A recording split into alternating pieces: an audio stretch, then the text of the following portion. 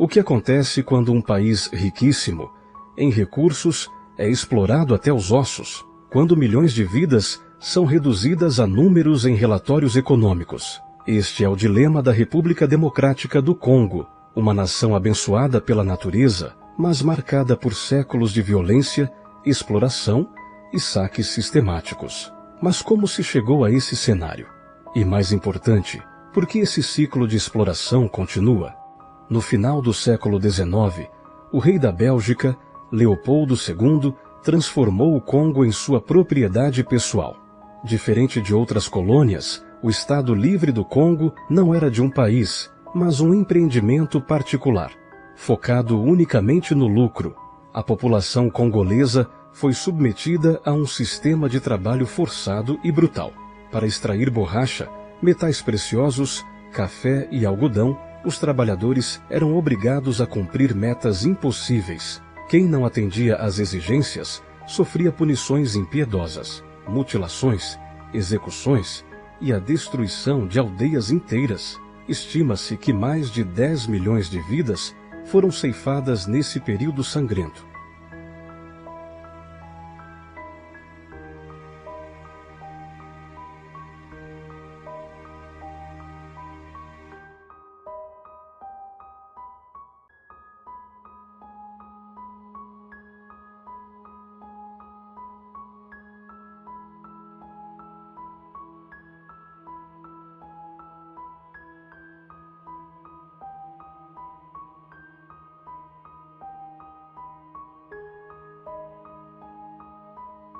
Mas a exploração do Congo não se limitou apenas aos seus recursos.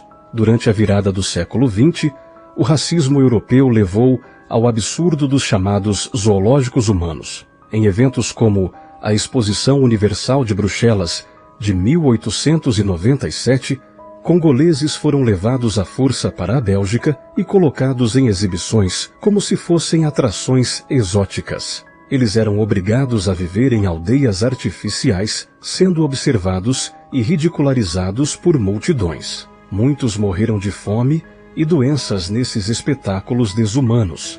Essa foto mostra túmulos de pessoas que morreram nessas exposições. E pasmem, eles foram enterrados no mesmo solo que adúlteros e suicidas. Isso mostrava como o colonialismo europeu não via os africanos como seres humanos, mas como objetos de entretenimento e exploração. A Igreja Católica da época apoiava todos esses tratamentos execráveis do rei Leopoldo II. A pressão internacional fez com que, em 1908, a Bélgica assumisse formalmente a administração do Congo. Contudo, a exploração continuou, agora com infraestrutura construída não para o benefício do povo, mas para facilitar a extração de riquezas.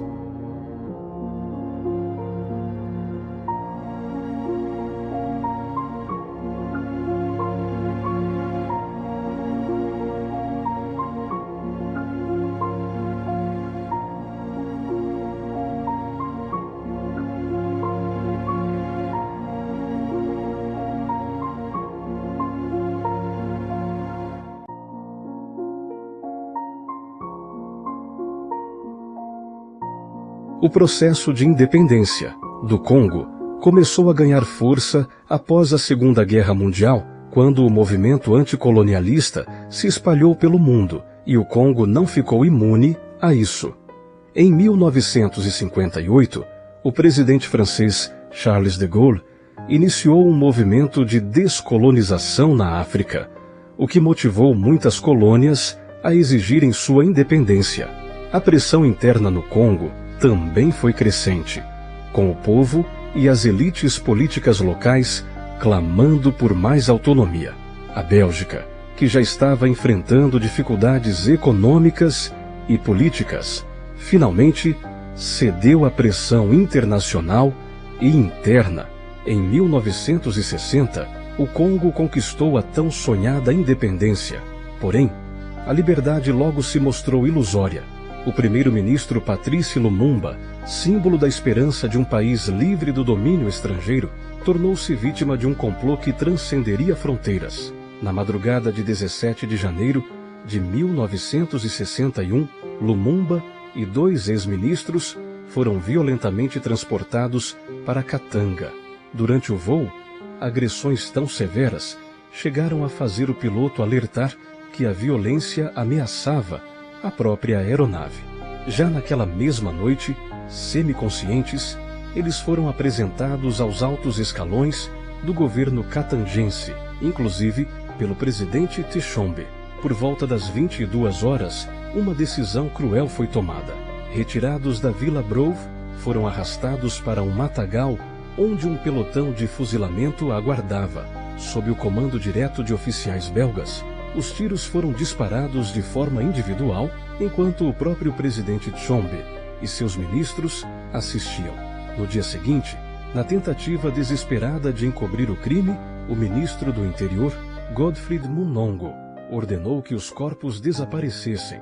O policial Gerard Soete, juntamente com seu assistente, desenterrou os restos e, num ato macabro, desmembrou-os. Partes foram dissolvidas em ácido, outras queimadas. Tudo para apagar qualquer evidência da brutal execução. Este episódio trágico não apenas marcou o fim de Lumumba, mas simbolizou a continuidade de um sistema que transformava o Congo em um eterno laboratório da exploração e do abuso de poder.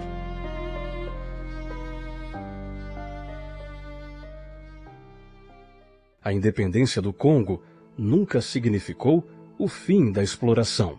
O colonialismo apenas mudou de forma. Hoje, o país continua sendo um dos maiores produtores de coltan, um minério essencial para fabricar celulares, computadores e outros eletrônicos. Grandes empresas internacionais lucram bilhões com isso, enquanto a população congolesa continua na miséria e vivendo em meio a conflitos armados. Mas essa exploração não surgiu do nada.